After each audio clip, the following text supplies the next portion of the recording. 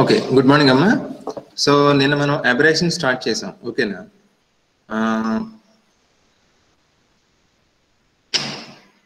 అబరేషన్స్లో అసలు అబరేషన్ అంటే ఏంటో చెప్పండి. దోషము, తెలుగులో ఏమంటారు? అబరేషన్ని విపదనం అంటారు. విపదనము లేదా దోషం, ఇంగ్లీష్లో అబరేషన్ అంటే ఏంటి అసలు?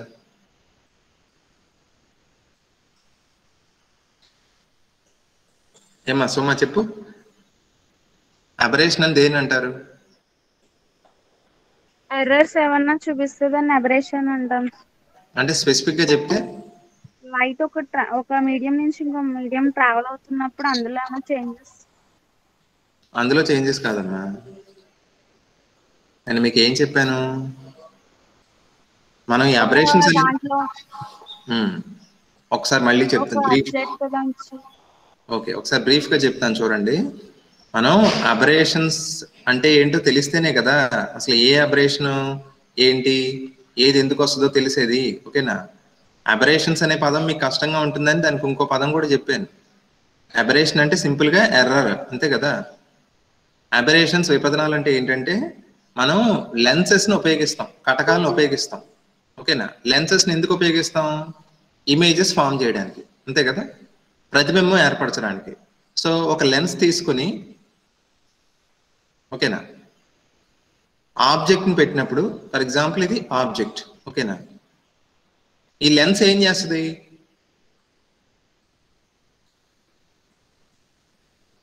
లెన్స్ చేసే పని ఏంటమ్మా? లెన్స్ యొక్క బాధ్యత ఏంటి? వెరీ గుడ్, ఇమేజెస్ ని ఫామ్ చేయడం లెన్స్. అంటే ఫర్ ఎగ్జాంపుల్ ఒక జిరాక్స్ మిషన్ వాడు చేసే పని ఏంటి? మనం ఒక పేపర్ ఇస్తే దానికి జిరాక్స్ పేపర్ ఇస్తాడు, అంతే కదా. అలాగే లెన్స్ ఏం చేస్తుందంటే మనం దానికి ఆబ్జెక్ట్ ని చూపిస్తే ఆ ఆబ్జెక్ట్ తాలూకు ఇమేజ్ అనేది ఫామ్ చేస్తుంది, ఓకేనా. లాజిక్ ప్రకారం ఎలా ఉండాలి? ఫర్ ఎగ్జాంపుల్ ఇప్పుడు ఆబ్జెక్ట్ గా ఫర్ ఎగ్జాంపుల్ నన్ను పెట్టారు అనుకోండి, గణేష్ సార్ని పెట్టారు. ఇమేజ్ లో లేకపోతే నెల్సన్ సార్ కానీ బ్రహ్మాచారి సార్ కానీ వస్తారా చెప్పండి? అలా వస్తే అర్థం ఉందా? తెలియదు కదా. సో ఆబ్జెక్ట్ మనం ఏది పెట్టామో ఆ లెన్స్ ఫామ్ చేస్తున్న ఇమేజ్ కూడా ఆబ్జెక్ట్ కి ఐడెంటికల్ గా అలాగే ఉండాలి, ఓకేనా, వీలైనంత దగ్గరగా ఉండాలి, ఓకేనా. అలా ఉంటే కనుక అబరేషన్ లేనట్టు లెక్క. కానీ జనరల్ గా ఇమేజెస్ లో ఏముంటాయి? మనకి అబరేషన్స్ ఉంటాయి, దోషాలు ఉంటాయి, ఓకేనా. ఆ దోషాలు ఎన్ని రకాలని చెప్పాను? దోషాలు, అబరేషన్స్ అనేవి రావడానికి కారణాలు చెప్పండి ఫస్ట్. వేటి వల్ల రావచ్చు అబరేషన్స్? సరిగ్గా లేకపోవడం, లైట్స్. Very good. ఫస్ట్ కారణం లెన్సెస్ వల్ల రావచ్చు, లేకపోతే లైట్ వల్ల రావచ్చు, ఓకేనా. మనం లెన్సెస్ గురించి వచ్చే అబరేషన్స్ ని తర్వాత రేపు డిస్కస్ చేద్దాం. ఇవాళ అదే నిన్న కూడా డిస్కస్ చేశాం కదా, లైట్ వలన, కాంతి వలన వచ్చే దోషాలు, లైట్ వలన వచ్చే దోషాల గురించి ఇవాళ స్టడీ చేద్దాం. కాంతి వల్ల దోషాలు ఎందుకు వస్తాయి? మంచి కాంతి, చెడ్డ కాంతి అని ఉంటాయి కదా, ఓకేనా. దేన్ని మంచి కాంతి అనొచ్చు? మనం సరదాగా అంటున్నాను, మంచి కాంతి చెడ్డ కాంతి అంటే తప్పు, ఓకేనా. గుడ్ లైట్, బ్యాడ్ లైట్ అనేది ఉండదు, ఓకేనా. చెప్పండి, ఎలాంటి లైట్ వల్ల అబరేషన్స్ రావు? ఎలాంటి లైట్ వల్ల అబరేషన్స్ వస్తాయి? మోనోక్రోమాటిక్ వల్ల రావు. Very good. మోనోక్రోమాటిక్ లైట్ వల్ల అంటే ఏకవర్ణ కాంతి వల్ల అబరేషన్స్ రావు. ఎందుకు రావంటే సింపుల్, మోనోక్రోమాటిక్ లైట్ అంటే కలర్ ఏంటి? Single colour. క్రోమా అంటే కలర్ కదా, మోనోక్రోమా అంటే సింగిల్ కలర్. సో కలర్ ఒకటే కాబట్టి వేవ్ లెంగ్త్, లాండా వాల్యూ ఒక్కటే ఉంటుంది. సో మీకు ఇలాంటి లైట్ వలన అబరేషన్స్ రావు. మరి ఏ లైట్ వలన వస్తాయి? వైట్ లైట్, సన్లైట్ అంటే వైట్ లైట్. వైట్ లైట్ వలన అబరేషన్స్ వస్తాయి, ఓకేనా. వైట్ లైట్ వలన అబరేషన్స్ ఎందుకు వస్తాయి చెప్పండి? వైట్ లైట్ లో డిఫరెంట్ కలర్స్ ఉంటాయి సార్. 7 కలర్స్ ఉంటాయి sir. Very good. Okay, 7 colours ఉంటాయి కాబట్టి 7 కలర్స్ కి లాండా వాల్యూస్ డిఫరెంట్ గా ఉంటాయి, ఓకేనా. వేవ్ లెంగ్త్ లాండా అనేది కాన్స్టెంట్ గా ఉండదు, డిఫరెంట్ గా మారిపోతుంది. ఎప్పుడైతే వేవ్ లెంగ్త్ మారద్దో, నేను ఏం మారద్దని చెప్పాను చెప్పండి? మీకు లెన్సెస్ అనే మాట మాట్లాడినప్పుడు లెన్సెస్ లైట్ ని ఏం చేస్తాయి అని చెప్పాను, బెండ్ చేస్తాయి, అంతే కదా. Bend. స్ట్రైట్ గా వెళ్లాల్సిన లైట్ ని, మీరు నిన్న ప్రాక్టికల్ లో సార్ కూడా చెప్పారు కదా, ఒక లెన్స్ చేసే పని ఏంటంటే కాంతి యొక్క దిశను మారుస్తుంది. ఫర్ ఎగ్జాంపుల్ ఒక లైట్ రే లెన్స్ మీద ఇలా పడింది, ఇలా వెళ్ళిపోవాలి లెక్క ప్రకారం అది. కానీ ఈ లెన్స్ ఏం చేస్తుంది, ఈ లైట్ రేని బెండ్ చేసి అంటే రిఫ్రాక్ట్ చేసి ఇలా ఉంచుతుంది. ఓకేనా, దాన్నే మనం వక్రీభవనం అంటారని చెప్పాను కదా. లెన్సింగ్ అని కూడా అనొచ్చు.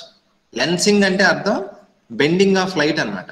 ఓకేనా, so this is called lensing, లేకపోతే రిఫ్రాక్షన్ మామూలుగా మనకు తెలిసిన పదం అయితే. ఓకేనా, ఈ రిఫ్రాక్షన్ ఎంత జరిగింది అంటే ఎంత ఒక లైట్ రే బెండ్ అయిందనే విషయం దేని మీద ఆధారపడుతుంది?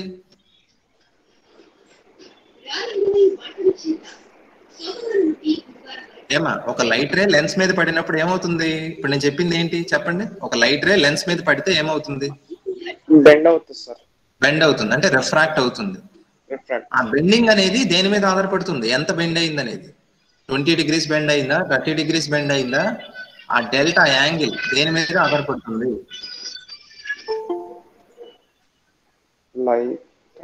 నేను చెప్పాను కదమ్మా, చాలా చాలా ఇంపార్టెంట్ అని.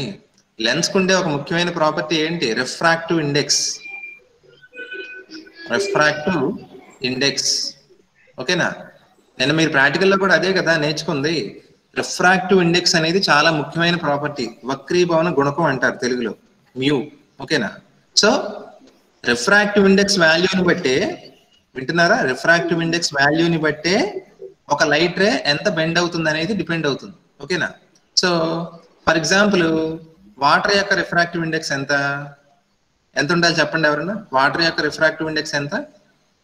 1.33 ఉంటుంది ఇంచుమించు. అదే గ్లాస్ యొక్క రిఫ్రాక్టివ్ ఇండెక్స్ ఎంత? 1.5.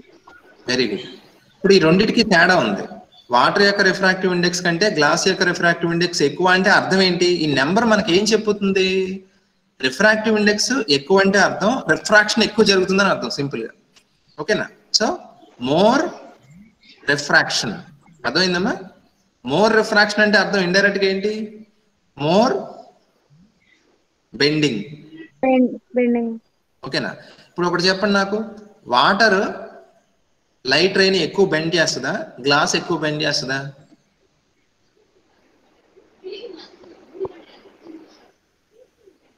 వాటర్ లైట్ ని ఎక్కువ రిఫ్రాక్ట్ చేస్తుందా, గ్లాస్ ఎక్కువ రిఫ్రాక్ట్ చేస్తుందా?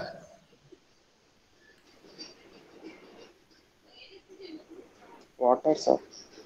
వాటర్. అదేంటమ్మా ఇప్పుడు చెప్పింది మీరు సగం సగం వింటున్నారా? ఇప్పుడు రిఫ్రాక్షన్ అనేది జరుగుతుంది. రిఫ్రాక్షన్ అంటే ఏంటో చెప్పాను, ఇది 5వ 10వ చెప్పడం. రిఫ్రాక్షన్ అంటే ఒక లెన్స్ మీద లైట్ రే పడినప్పుడు అది స్ట్రైట్ గా వెళ్లకుండా ఇలా బెండ్ అయ్యి డైరెక్షన్ మార్చుకొని రిఫ్రాక్ట్ అవుతుందని చెప్పాను. ఓకేనా, ఇలా రిఫ్రాక్ట్ అనేది దేని మీద ఆధారపడుతుంది? రిఫ్రాక్షన్ అనేది సింపుల్. రిఫ్రాక్షన్ అనేది రిఫ్రాక్టివ్ ఇండెక్స్ మీద డిపెండ్ అవుతుంది.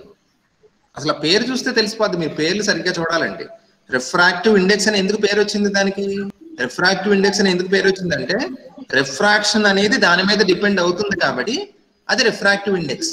ఓకేనా, సో ఇప్పుడు చెప్పండి, వాటర్ ఎక్కువగా రిఫ్రాక్ట్ చేస్తుందా, గ్లాస్ ఎక్కువ రిఫ్రాక్ట్ చేస్తుందా?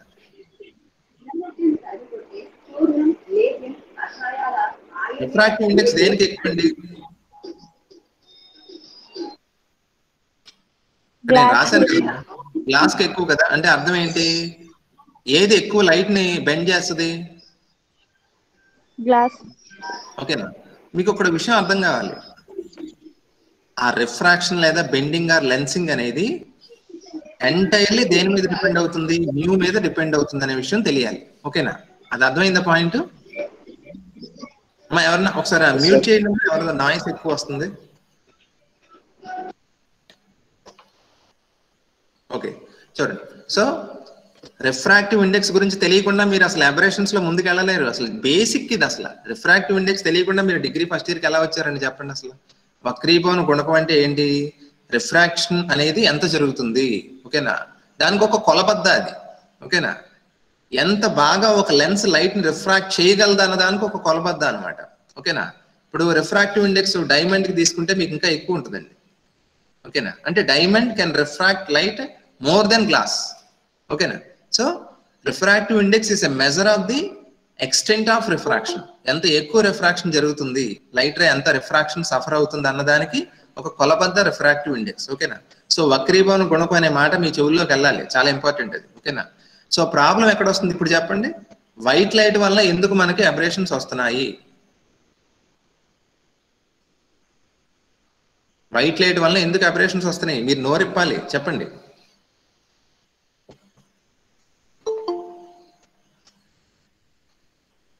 Different wave lengths. Wave lungs different గా ఉంటాయి. ఎందుకని? డిఫరెంట్ కలర్స్ ఉంటాయి కదా. వైట్ లైట్ లో 7 కలర్స్ ఉంటాయి. 7 కలర్స్ కి 7 వేవ్ లెంగ్స్ ఉంటాయి. ఓకేనా?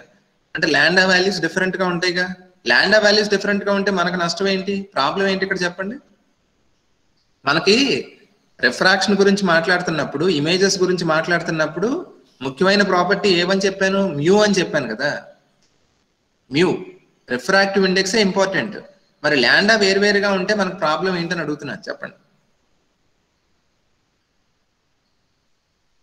వేరువేరు కలర్స్ అంటే వేరువేరు వేవ్ లెంగ్స్ ఉన్నంత మాత్రాన మీకు నష్టం ఏంటి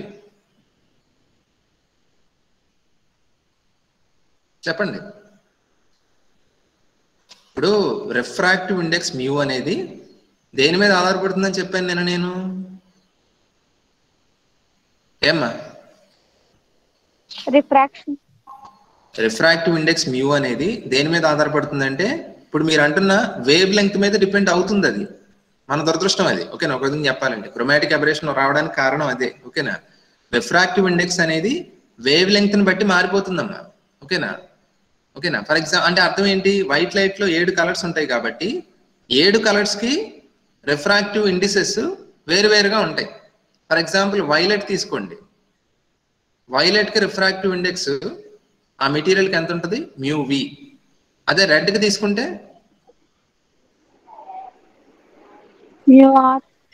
మ్యూ ఆర్. అంతే కదా? సో కలర్ ని బట్టి, ఓకేనా, కలర్ ని బట్టి రిఫ్రాక్టివ్ ఇండెక్స్ మారిపోతుంది. అదే ముఖ్యం. ఓకేనా? రిఫ్రాక్టివ్ ఇండెక్స్ ఎప్పుడైతే మారిపోద్దో అంటే వైలెట్ కి రిఫ్రాక్టివ్ ఇండెక్స్ ఒకలాగా, రెడ్ కి రిఫ్రాక్టివ్ ఇండెక్స్ ఇంకోలాగా ఉంటే ఏమవుతుంది చెప్పండి? అప్పుడు అన్ని ఒకేలాగా రిఫ్రాక్ట్ అవుతాయా? No sir. అప్పుడు ఏమవుతాయి? వైలెట్ అంతా ఇప్పుడు ఫర్ ఎగ్జాంపుల్ ఇది లెన్స్ అనుకోండి. ఓకేనా? ఇది లెన్స్. ఓకేనా? దీని మీద లైట్ రే వచ్చి పడింది. ఏ లైట్ ఇది? వైట్ లైట్ అనుకోండి ఫర్ ఎగ్జాంపుల్. ఓకేనా? ఇందులో 7 కలర్స్ ఉంటాయి కదా. ఇప్పుడు 7 కలర్స్ కి 7 రిఫ్రాక్టివ్ ఇండిసెస్ ఉంటాయి కాబట్టి వైలెట్ యొక్క రిఫ్రాక్టివ్ ఇండెక్స్ ఒకలా ఉంటది. సో వైలెట్ అంతా ఒక చోటకు వస్తాయి. ఇది వైలెట్ అనుకోండి. రెడ్ అన్ని ఒక చోటకు వస్తాయి, బ్లూ అన్ని ఒక చోటకు వస్తాయి. ఇలా ఏమవుతాయి? వేరు కలర్స్ వేరు చోట్ల ఫోకస్ అవుతాయి. ఓకేనా? ఫోకస్ అన్ని కలర్స్ ఒకే చోట ఫోకస్ అవ్వవు. ఓకేనా? సో ఏమవుతాయి? మనకి ఇమేజ్ ఎలా కనిపిస్తుంది? మనం వైట్ కలర్ ఆబ్జెక్ట్ పెడితే ఇమేజ్ ఎలా కనిపిస్తుంది చెప్పండి? మల్టీ కలర్ కలర్డ్ గా కనిపిస్తుంది. ఇప్పుడు చెప్పండి, ఈ మొత్తం ఈ సో కాల్డ్ ఆబ్జెక్ట్ ఏ కలర్ లో ఉందో ఇమేజ్ అలా రాకుండా వేరే ఫాల్స్ కలర్ లో రావడానికి మూల కారణం ఏంటి చెప్పండి? ఇది అర్థమైతే నేను ఇప్పుడు దానికి వచ్చిన డెరివేషన్ ఉందా చేద్దాం. ఈ మొత్తం ఈ సో కాల్డ్ ఈ ప్రమాదాలకి లేకపోతే ఇదంతా జరగడానికి మూలం ఏంటి?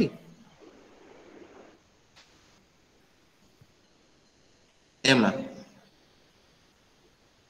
ఇలా డిఫరెంట్ కలర్స్ డిఫరెంట్ గా రిఫ్రాక్ట్ అయ్యి డిఫరెంట్ పాయింట్స్ దగ్గర ఫోకస్ అవ్వడానికి కారణం ఏంటి?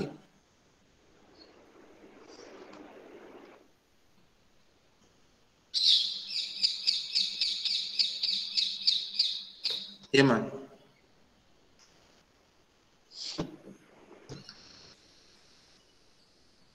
మీకు లెన్సెస్ గురించి మాట్లాడినప్పుడు ఏది ఇంపార్టెంట్ అని చెప్పాను? రిఫ్రాక్టివ్ ఇండెక్స్ అని చెప్పానా? మ్యూ. అసలు మ్యూ అనే పదం విన్నారా మీరు? మీ చదువులకు మీరు ఎలా పాస్ అయ్యారండి ఇంటర్మీడియట్ లో? అసలు ఈవెన్ ఈ ఆన్లైన్ క్లాస్ లో కూడా మీరు ఇరిటేషన్ తెప్పించేస్తున్నారు బాగా. రిఫ్రాక్టివ్ ఇండెక్స్ అనేది ఇప్పుడు మీకు తెలియదు, నేను నిన్నటి నుంచి చెప్తున్నాను కదా రిఫ్రాక్టివ్ ఇండెక్స్ అంటే ఏంటో. ఒక మీడియం నుంచి లైట్ ఇంకో మీడియంకి వెళ్ళినప్పుడు, ఈ భాష అంతా ఎందుకు కొంచెం సింపుల్ గా చెప్పాను కదా. లైట్ వచ్చి లెన్స్ మీద పడినప్పుడు ఏమవుతుంది? లైట్ రిఫ్లెక్ట్ అవుతుందా రిఫ్రాక్ట్ అవుతుందా? కటకాల మీద కాంతి పెడితే వక్రీభవనం చెందుద్దా, పరావర్తనం చెందుద్దా? రిఫ్రాక్షన్. అదే మిర్రర్స్ మీద పడితే ఏమవుతుంది? తెలుసు కదా, మిర్రర్స్ ఏమో లైట్ ని రిఫ్లెక్ట్ చేస్తాయి, లెన్సెస్ ఏం చేస్తాయి? లైట్ ని రిఫ్రాక్ట్ చేస్తాయి.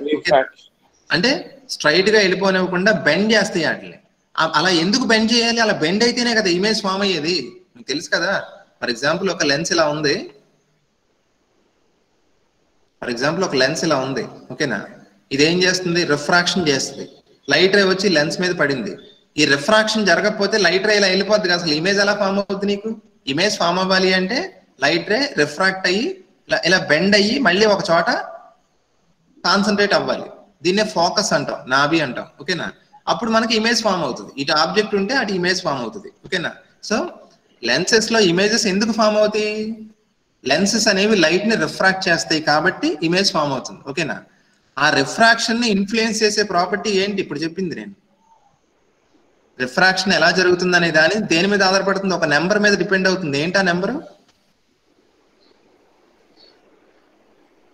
రిఫ్రాక్షన్ గురించి చెప్పే నెంబర్ ఏంటమ్మా?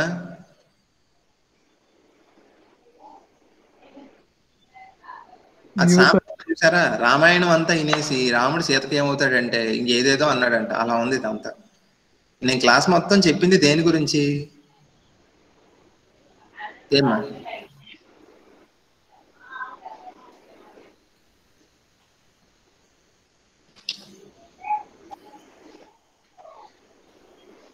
ఇప్పుడు క్లాస్లో నేను డిస్కస్ చేసింది రిఫ్రాక్షన్ గురించి చెప్పాను. రిఫ్రాక్షన్ దేని మీద డిపెండ్ అవుతుందని చెప్తున్నాను నేను ఇందాటి నుంచి. Refractive index. చెప్పరేంటండి అసలు మీ నోరు మెదపరేంటి? రిఫ్రాక్టివ్ ఇండెక్స్ అని చెప్పాను కదా. రిఫ్రాక్టివ్ ఇండెక్స్ అనేది చాలా ఇంపార్టెంట్. ఇమేజ్ ఎలా ఫామ్ అవుతుంది, లేకపోతే ఎంత లైట్ రే బెండ్ అవుతుంది, everything is governed by refractive index, ఓకేనా? ఇప్పుడు ఈ రిఫ్రాక్టివ్ ఇండెక్స్ అనేది అన్ని కలర్స్ కి ఒకేలా ఉంటుందా? నా ప్రశ్న అది. వేరు కలర్స్ కి రిఫ్రాక్టివ్ ఇండిసెస్ వేరువేరుగా ఉంటాయి. ఇప్పుడు ఇక్కడ ఒక రిలేషన్షిప్ రాశాను కదా, మ్యూ ఈజ్ ప్రపోర్షనల్ టు 1/λ² అని రాశాను. నేను ఒక విషయం చెప్పాను కదా, ఈ 7 కలర్స్ లో దేనికి వేవ్ లెంగ్త్ లాండా ఎక్కువ? వేవ్ లెంగ్త్ ఏ కలర్ కి ఎక్కువ అండి? రెడ్ కి ఎక్కువ, అంతే కదా? చెప్పాను కదా, వైలెట్ నుంచి రెడ్ కి వెళ్తుంటే వేవ్ లెంగ్త్ పెరుగుతుంది, ఓకేనా? సో రెడ్ కలర్ కి వేవ్ లెంగ్త్ ఎక్కువ అంటే అర్థం దానికి రిఫ్రాక్టివ్ ఇండెక్స్ ఎలా ఉంటుంది?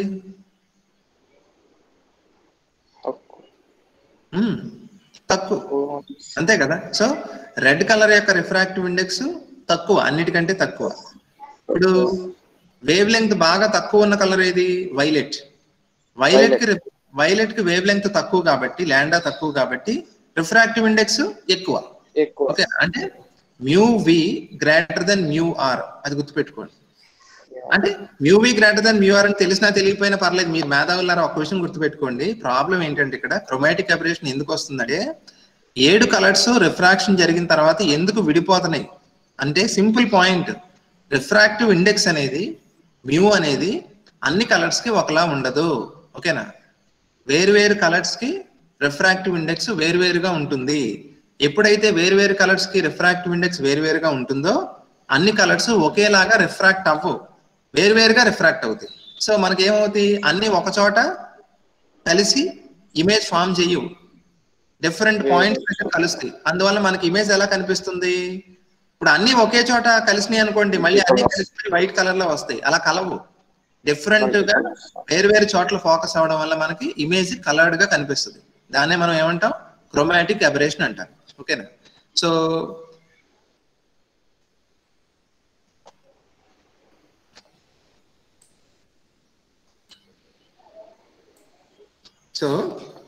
చూడండి, క్రోమాటిక్ అబరేషన్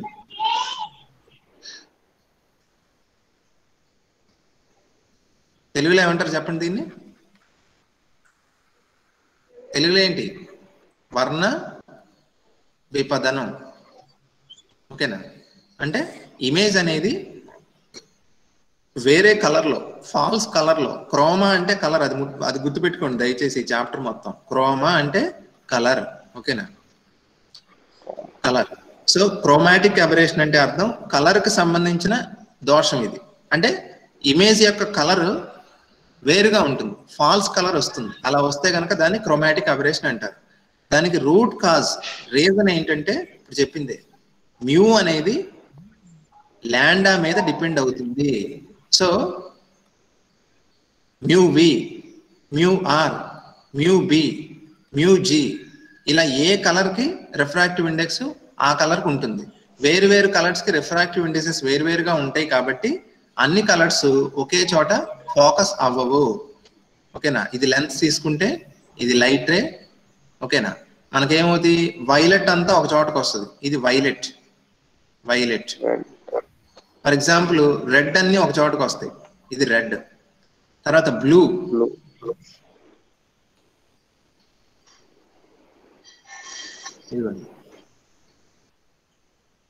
బ్లూ అంతా ఒక చోటకు వస్తాయి. తర్వాత ఇంకా ఎల్లో, ఎల్లో అన్ని ఒక చోటకు వస్తాయి. సో డిఫరెంట్ కలర్స్ ఏమవుతాయి, డిఫరెంట్ రిఫ్రాక్టివ్ ఇండిసెస్ ఉండడం వల్ల మనకి డిఫరెంట్ పాయింట్స్ దగ్గర ఫోకస్ అయ్యి మనకి ఇమేజ్ బ్లర్డ్ గా ఉంటుంది. ఓకేనా? సో ఈ పాయింట్ గుర్తుపెట్టి ఇప్పుడు మీకు కొన్ని ఇమేజెస్ చూపిస్తాను. గూగుల్లో క్రోమాటిక్ అబరేషన్ రావడం వల్ల ఇమేజెస్ ఎలా కనిపిస్తాయి అన్న దానికి ప్రాక్టికల్ గా కొన్ని ఇమేజెస్ చూపిస్తాను, చూడండి. ఓకేనా?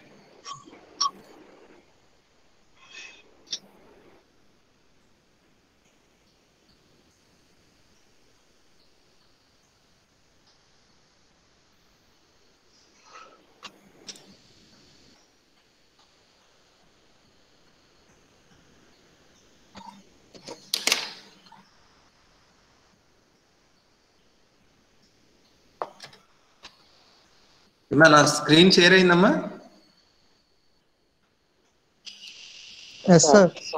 ఓకే, ఇప్పుడు ఒక ఇమేజ్ చూపిస్తున్నాను, చూడండి. ఇక్కడ ఒక ఇల్లు కనిపిస్తుంది కదా. మీకు ఏమవుతుందంటే క్రోమాటిక్ అబరేషన్ వచ్చినప్పుడు మీకు ఆబ్వియస్ గా కలర్ గా కనిపించదు. ఇక్కడ చూడండి, యాక్చువల్ గా ఇమేజ్ ఎలా ఉండాలి, పైన చూసారా అలా ఉండాలి ఇమేజ్.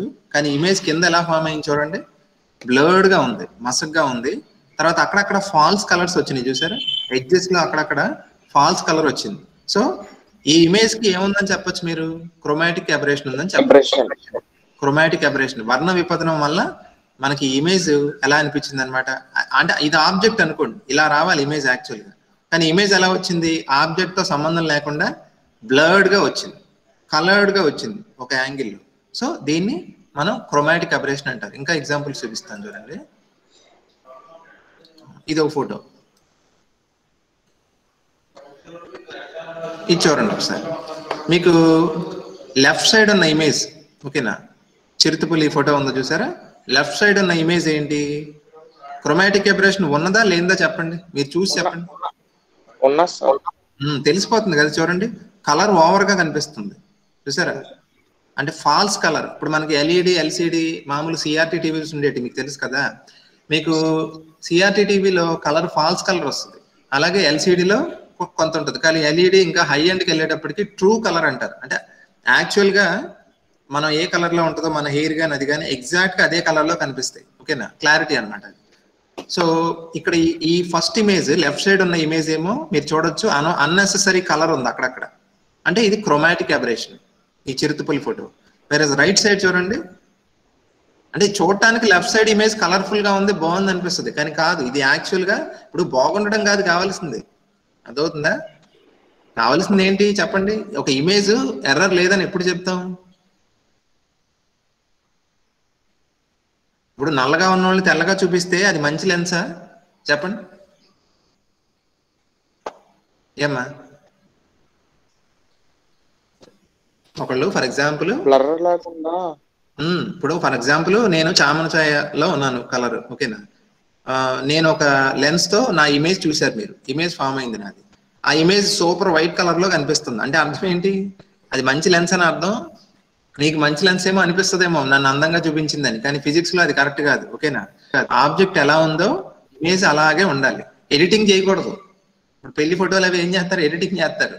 ఓకేనా? అసలు పెళ్లి ఫోటోల్లో అందరూ సూపర్ తెల్లగా కనిపిస్తారు. ఎందుకు కనిపిస్తారంటే lot of editing is done. ఓకేనా? అది వేరు. మామూలుగా లెన్స్ అనేది ఎలా ఉండాలి, అది ఫామ్ చేసే ఇమేజ్ ఆబ్జెక్ట్ ఎలా ఉందో అలాగే ఉండాలి. ఓకేనా? అప్పుడే అది ఎర్రర్ ఫ్రీ అని చెప్తుంది. కానీ ఇక్కడ చూడండి, సీతా ఫోటోలో అన్నెసెసరీగా కలర్ ఓవర్ గా కనిపిస్తుంది. ఇలా ఉండదు యాక్చువల్గా, తిరుతుపులి కానీ చుట్టూ ఉన్న బ్యాక్గ్రౌండ్ కానీ. సో ఇది క్రోమాటిక్ అబరేషన్ ఉందని చెప్పొచ్చు ఈ ఇమేజ్ లో. వేరే రైట్ సైడ్ చూడండి, ఇక్కడ మీకు కొంచెం క్లారిటీ పెరిగింది, మసక లేదు, బ్లర్ లేదు, క్లారిటీగా ఉంది. కలర్ కూడా అన్నెసెసరీగా స్ప్రెడ్ అవ్వలేదు. సో ఈ రెండో రైట్ సైడ్ ఉన్నది ఏంటి? క్రోమాటిక్ అబరేషన్ లేని ఇమేజ్. ఓకేనా?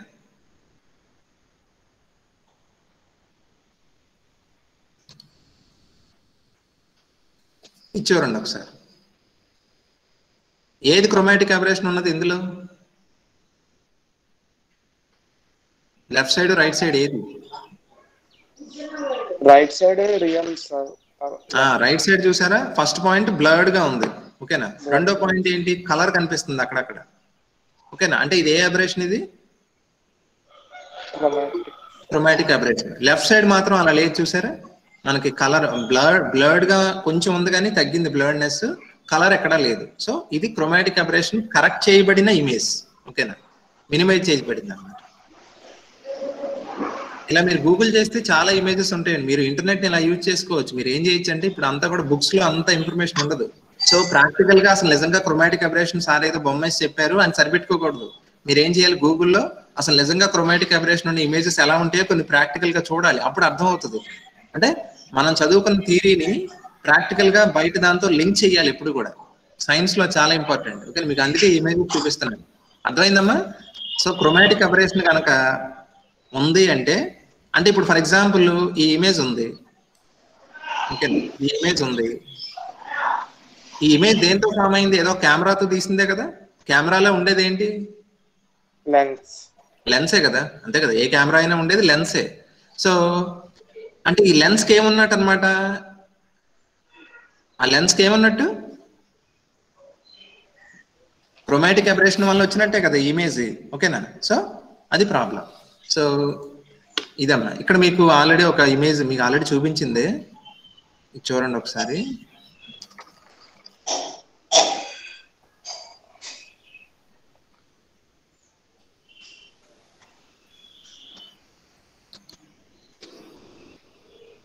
ఇక్కడ చూడండి ఒకసారి. ఇది ఒక లెన్స్. ఇది ఏ లెన్స్? By convex lens. ఓకేనా? దీని మీద వైట్ లైట్ వచ్చి పడింది, కానీ రిఫ్రాక్షన్ జరిగింది కదా, వక్రీభవనం జరిగింది. కానీ అన్ని కలర్స్ ఒకేలాగా రిఫ్రాక్ట్ అయినాయా? చూడండి, బ్లూ కలర్ అంతా ఒక చోట వచ్చింది, గ్రీన్ మధ్యలో ఉంది, రెడ్ ఏమో చివరిలోకి వచ్చింది. అంటే డిఫరెంట్ కలర్స్ డిఫరెంట్ గా రిఫ్రాక్ట్ అయినాయి. అందుకని అన్ని ఒకే చోట ఫోకస్ అవ్వలేదు.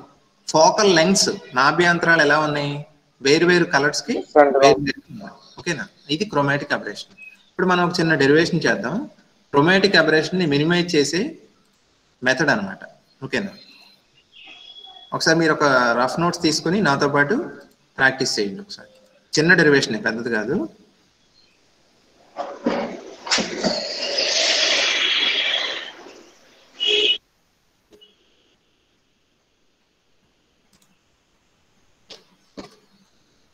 ఓకే, సో ఇప్పుడు మనం నేర్చుకునేది ఏంటంటే, క్రోమాటిక్ అబరేషన్ వచ్చింది. అఫ్ కోర్స్ దురదృష్టవశాత్తు ఒక విధంగా లైట్ వల్లనే వచ్చింది. మనం తీసుకున్న లైట్ లో డిఫరెంట్ కలర్స్ ఉండడం వల్ల రిఫ్రాక్టివ్ ఇండెక్స్ అనేది వేవ్ లెంగ్త్ కి సెన్సిటివ్ గా ఉండడం వల్ల, వేవ్ లెంగ్త్ ని బట్టి రిఫ్రాక్టివ్ ఇండెక్స్ మారడం వల్ల మనకి అదే మెటీరియల్ కి డిఫరెంట్ కలర్స్ కి రిఫ్రాక్టివ్ ఇండెక్స్ డిఫరెంట్ గా ఉంటుంది. సో మనకి ఈ సోకాల్డ్ ఈ బ్లర్డ్ కానీ కలర్డ్ ఇమేజెస్ ఏర్పడుతున్నాయి. మరి ఎలా మినిమైజ్ చేయాలి? క్రోమాటిక్ అబరేషన్ ఎలా తగ్గించాలి? మినిమైజేషన్ ఆఫ్ క్రోమాటిక్ అబరేషన్, ఇది మన టాపిక్ ఇప్పుడు.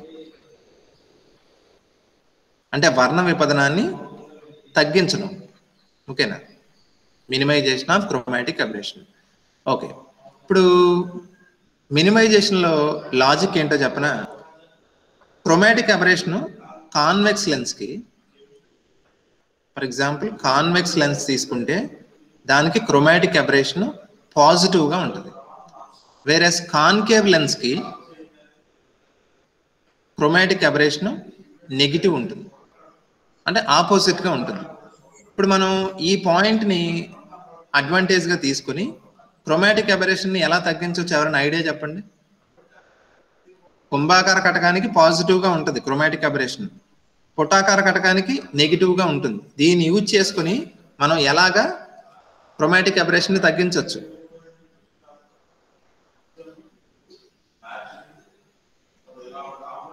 కొంచెం బుర్ర పెట్టండి అన్న.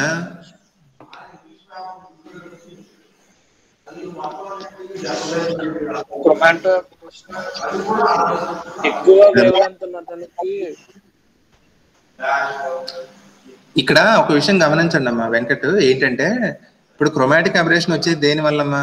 లైట్ వల్ల, అంతే కదా? ఏ లైట్ వల్ల? ఏ లైట్ వల్ల? మీరే చెప్పారు కదా, వైట్ లైట్ కదా. ఇప్పుడు వైట్ లైట్ వల్ల క్రోమాటిక్ అబరేషన్ వస్తుందని చెప్పి సూర్యుడిని పిలిచి మనం ఇగో వైట్ లైట్ వల్ల అబరేషన్స్ వస్తున్నాయి అని చెప్పి నువ్వు ఎప్పుడు కూడా నాకు సోడియం ల్యాంప్ లాగా ఎల్లో లైట్ ఇవ్వంటే సూర్యుడు ఇస్తాడా? ఇప్పుడు కదా సన్ నుంచి వచ్చేది ఎప్పుడు వైట్ లైటే, నువ్వు దాన్నే మార్చలేవు. You cannot influence the light emission from sun. So మనకి ఎప్పుడు వైట్ లైటే వస్తుంది. మనం క్రోమాటిక్ అబరేషన్ తగ్గించాలి అంటే ఏం చేయడం కాదు, వైట్ లైట్ తీసేసి మోనోక్రోమాటిక్ లైట్ పెట్టేస్తే అప్పుడు అబరేషన్ రాస్తారంటే అది గొప్ప కాదు. ఓకేనా? ఇప్పుడు జీవితంలో ప్రాబ్లమ్స్ అనేవి రావు. ఓకేనా? ఎలా అధిగమించాలంటే అసలు ప్రాబ్లమ్స్ రాకూడదు, నాకు అసలు ప్రాబ్లమ్స్ వస్తే నేను ఫేస్ చేయలేను అని చెప్పి ఇంట్లో కూర్చుంటే ప్రాబ్లమ్స్ రాకుండా ఉంటే ప్రాబ్లమ్స్ వస్తాయి. ఏది గొప్ప అవుతుంది? ప్రాబ్లమ్స్ వచ్చినా కూడా ఓవర్కమ్ చేస్తే అది గొప్ప, అంతే కదా? సో మనకి వైట్ లైట్ వల్ల క్రోమాటిక్ అబరేషన్ వస్తుంది, నేను కాదంటలా. అలా అని చెప్పి వైట్ లైట్ కాకుండా నేను ఓన్లీ మోనోక్రోమాటిక్ లైట్ తీసుకుంటానంటే అది సాధ్యం అవుతుందా? అవదు కదా. ఎందుకని మనకు న్యాచురల్ గా దొరికే లైట్ ఏ లైట్? న్యాచురల్ గా వచ్చేది సన్ నుంచి వచ్చేది వైట్ లైటే. White light. మన చుట్టూ ఉన్న ప్రపంచాన్ని చూసేది దేంతో? క్రోమాటిక్. మన చుట్టూ ఉన్న ప్రపంచాన్ని మన కళ్ళతో చూస్తాం కదా. అప్పుడు ఏ లైట్ పడతాం మనం? మనందరం సోడియం దీపాలు పెట్టుకుంటాం ఏంటి కళ్ళల్లో? ఏమన్నా లేదు కదా. మనం వైట్ లైట్ తోనే కదా. ఇప్పుడు మీరు నాకు కనిపిస్తున్నా, నేను మీకు కనిపిస్తున్నా, ఓకేనా? మీరు ఏది చూసినా అది వైట్ లైట్ తోనే చూస్తారు, ఓకేనా? మరి వైట్ లైట్ తో క్రోమాటిక్ అబరేషన్ వస్తుంది కాబట్టి వైట్ లైట్ మానేస్తానంటే కుదరదు. కాబట్టి మనం ఏం చెయ్యాలి? లెన్స్ ని మాడిఫై చేయాలి. లెన్స్ ని మాడిఫై చేసి వైట్ లైట్ తీసుకున్నప్పటికీ కూడా క్రోమాటిక్ అబరేషన్ రాకుండా చేయగలగాలి. అది మినిమైజ్ చేయడం అంటే. అంతేగాని వైట్ లైట్ వల్ల క్రోమాటిక్ అబరేషన్ వస్తుంది కాబట్టి వైట్ లైట్ తీసేసి మోనోక్రోమాటిక్ లైట్ పెట్టేయంటే వినటానికి బాగానే ఉంది, జరిగే పని కాదు, ఓకేనా? So how to minimise chromatic aberration even if you are using white light, ఓకేనా? ఇక్కడ సింపుల్ పాయింట్ నేను ఆల్రెడీ చెప్పిందే. కాన్వెక్స్ లెన్స్ కి క్రోమాటిక్ అబరేషన్ పాజిటివ్ అమ్మా, కాన్కేవ్ లెన్స్ కి నెగిటివ్. సో ఈ రెండింటిని కంబైన్ చేస్తే పాజిటివ్ ప్లస్ నెగిటివ్ ఎంత అవుతుంది?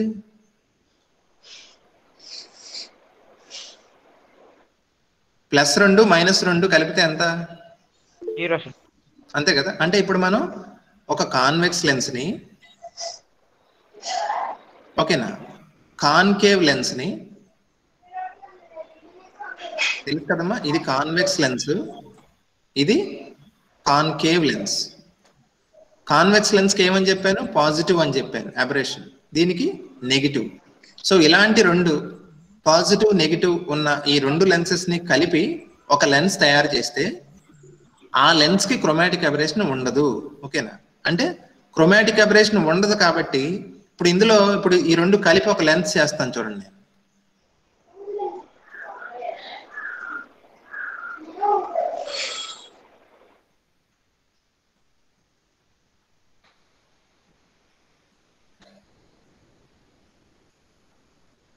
ఓకేనా?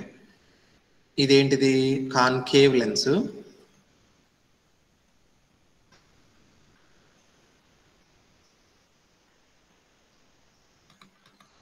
ఇదేంటిది చెప్పండి? కాన్వెక్స్. అప్పుడు నేనేం చేశాను?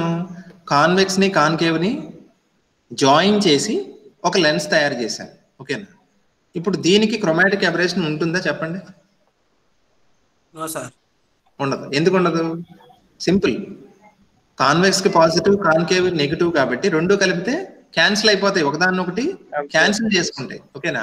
సో ఇలాగా ఒక కాన్వెక్స్ లెన్స్ ని ఒక కాన్కేవ్ లెన్స్ ని కంబైన్ చేసి, ఓకేనా, అలా గనక మనం క్రోమాటిక్ అబరేషన్ ని మినిమైజ్ చేస్తే దాన్ని అక్రోమాటిజం అంటారు. ఎక్రోమాటిజం. ఓకేనా? ఇప్పుడు ఇది ఒక డబ్లెట్ కదా. డబ్లెట్ అని ఎందుకన్నాను? ఇందులో 2 లెన్సెస్ ఉన్నాయి, సో దీన్ని డబ్లెట్ అంటారు. దీన్ని ఏ డబ్లెట్ అనాలి? దీనికి క్రోమాటిక్ అబరేషన్ లేదు కాబట్టి దీన్ని అక్రోమాటిక్ డబ్లెట్ అనాలి. అక్రోమాటిక్ డబ్లెట్. ఈ పదాలు నేర్చుకోండి జాగ్రత్తగా. ఓకేనా? అర్థమైందమ్మా? అంటే కాన్వెక్స్ లెన్స్ ని కాన్కేవ్ లెన్స్ ని కంబైన్ చేసి క్రోమాటిక్ అబరేషన్ ని ఎలిమినేట్ చేయడాన్ని ఏమంటారు? చెప్పండి, ఏమంటారు?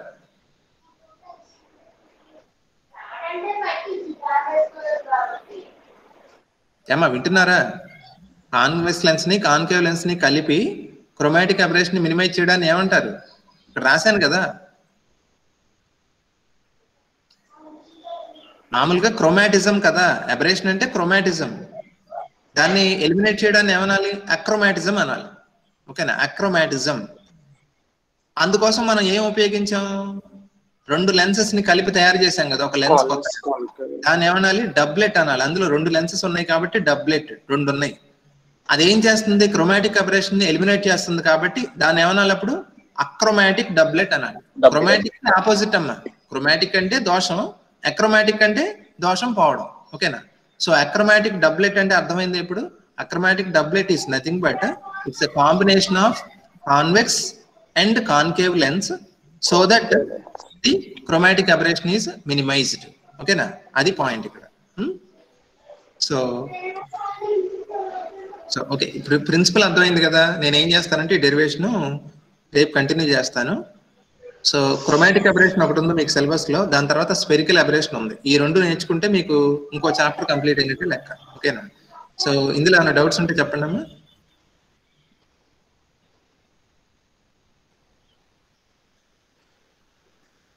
ఏమన్నా డౌట్స్ ఏమైనా ఉన్నాయా? No sir. ఓకే, అసలు వింటే కదా డౌట్స్, అంతేనా సార్? ఇప్పుడు చెప్పండి.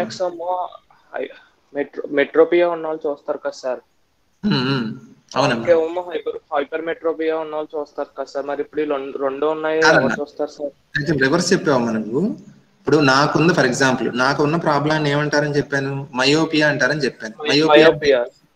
మయోపియా అంటే దూరపు వస్తువులు కనిపించకుండా దగ్గర వస్తువులు మాత్రం బాగానే కనిపిస్తాయి. ఓకేనా? పేపర్ చదవడానికి నాకు లెన్స్, ఈ గ్లాసెస్ అక్కర్లా. వేరే దూరంగా ఉన్న వస్తువులు చూడాలంటే నాకు గ్లాసెస్ కావాలి. ఓకేనా? హైపర్ మెట్రోపియా అంటే ఏంటి? రివర్స్. పెద్దవాళ్ళకి వచ్చేది అంటే దగ్గరే కనబడవు, పేపర్ చదువుతున్నప్పుడు కనబడదు, దూరం మాత్రం బాగానే కనబడతాయి అంట. ఓకేనా? మీరు పెద్దవాళ్ళు కన్ను కప్పి అలా పారిపోదాం అని చూస్తే వాళ్ళు ఈజీ కనిపెట్టేస్తారు. ఓకేనా? వాళ్ళకి హైపర్ మెట్రోపియా ఉంటుంది, దూరం బాగానే కనబడతాయి అంట. జాగ్రత్తగా ఉండండి. ఓకేనా? సో కరెక్టివ్ లెన్స్ ఏంటి ఇక్కడ? Convex lens. అది మయోపియా ఉన్న వాళ్ళకి అంటే నాలాంటి వాళ్ళకి కరెక్టివ్ లెన్స్ ఏంటి? కాన్కేవ్. కాన్వెక్స్ కాదండి. చూడటానికి కన్ఫ్యూజ్ అవుతారు. ఇప్పుడు ఫర్ ఎగ్జాంపుల్ నా గ్లాస్ తీసి మీకు చూపిస్తే ఇది కాన్వెక్స్ లా అనిపిస్తుంది. దిస్ ఇస్ నాట్ కాన్వెక్స్ అండి, ఇది కాన్కేవ్, పుటాకార కటకం ఇది. వేరేస్ పెద్దవాళ్ళు పెట్టుకునేది చూస్తే మీకు ఈజీగా తెలిసిపోద్ది. కింద ఒక రౌండ్ గా ఉంటది కదా, అంటే ఇక్కడ చూడండి, చూపిస్తాను చూడండి. గ్లాస్ ఇలా ఉంటుందమ్మా, దానికి కింద ఒక రౌండ్ గా కనిపిస్తుంది, చూసారా? ఇదేంటిది? కాన్వెక్స్. ఓకే, ఇప్పుడు నీ డౌట్ ఏంటన్నా వెంకట్? అదే సార్, ఇప్పుడు అవి 2 కాన్వెక్స్ కాన్కేవ్ ఆ ప్రాబ్లం ఉన్న వాళ్ళు యూస్ చేస్తారు కదా సార్. ఇప్పుడు ఈ రెండింటిని కలిపి ఎవరు యూస్ చేస్తారు అంటే ఈ అక్రోమాటిక్ డబ్లెట్స్ అవి మనకి 2 రకాల అబరేషన్స్ ఉంటాయి కదా. అంటే ఫర్ ఎగ్జాంపుల్ మయోపియా, హైపర్ మెట్రోపియా 2 ఉండవు, ఏదో ఉంటే ఒకటే ఉంటుంది. ఓకేనా? ఏదో కాన్కేవ్ ఆర్ కాన్వెక్స్ వాడతారు. కానీ ఇప్పుడు మన గొప్పతనం ఏంటో చెప్పనా? ఇది చాలా ఇన్స్పైరింగ్. ఇది మనం లెన్సెస్ తయారు చేస్తాం. ఓకేనా? ఆర్టిఫిషియల్ గా గ్లాస్ తోనూ డిఫరెంట్ మెటీరియల్స్ తో తయారు చేస్తాం. ఓకేనా? వీటన్నిటికంటే కొన్ని లక్షల రెట్లు గొప్ప లెన్స్ ఏది? మన కళ్ళలో ఉన్న లెన్స్. ఓకేనా? మన కళ్ళు కూడా ఏంటి? ఒక కెమెరా లాంటివే, అంతే కదా? దేవుడిచ్చిన కెమెరాస్ ఇవి. ఈ కెమెరాలో కూడా ఏముండాలి? ఫిజిక్స్ చెప్పేది ఏంటి? ఇమేజ్ కనబడుతుంది అంటే ఏముండాలి ఖచ్చితంగా? ఫస్ట్ లో చెప్పారు కదా, ఇమేజ్ ఫార్మ్ ఆఫ్ లెన్స్ ఉండాలి, అంతే కదా? మన కళ్ళలో లెన్స్ ఉంటుందా లేదా? ఉంటాయి సార్. ఉంటుంది. కాకపోతే అది ఇలాంటి లెన్స్ కాదు. అది మనం తయారు చేసే సింథటిక్ లెన్సెస్ కాదు, అవి న్యాచురల్ లెన్సెస్. అవి ఎక్స్ట్రాడినరీగా ఉంటాయి. ఎందుకో చెప్పనా? ఇప్పుడు మనం తయారు చేసే లెన్స్ ఉందనుకోండి, దానికి ఫోకల్ లెంగ్త్ ఫిక్స్డ్ గా ఉంటుంది. ఓకేనా. వేరే దూరం మార్చామనుకోండి ఫోకస్ అవ్వదు ఎమ్మటే లెన్స్, ఓకేనా. కానీ మన కళ్ళ లోపల ఉన్న లెన్స్ ఉంది చూసారా, న్యాచురల్ లెన్స్, అది ఎంత గొప్పది. ఇప్పుడు మీరు మీ పక్కన ఉన్న ఫ్రెండ్ని చూస్తారు, ఇమీడియట్ గా మళ్ళీ ఎమ్మటే దూరంగా ఉన్న చెట్టుని చూస్తారు. ఏమన్నా ఫోకసింగ్ అని మీకు బ్రెయిన్ లో వస్తుందా?